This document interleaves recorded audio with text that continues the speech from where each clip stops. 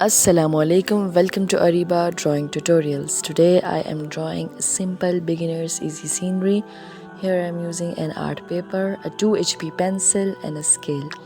First of all, I have drawn a straight line and two mountains over it. Now I am drawing two houses right beneath that line, just facing towards each other like this. I hope you will be able to draw easily by watching my drawings. Don't forget to comment on my video. Please do comment, tell me, let me know how is my drawing, and never forget to subscribe to my channel for more such videos with voiceover. Okay, so now I am drawing a house over the right side of the house, and a tree over the house, and another tree on the left side of the house. So the houses are done.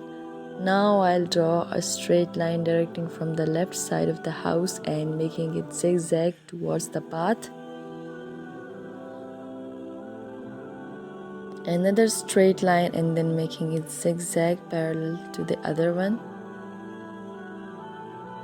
to show the river in between the mountains. And now I'll draw some small grasses on the ground just like this, and it's done.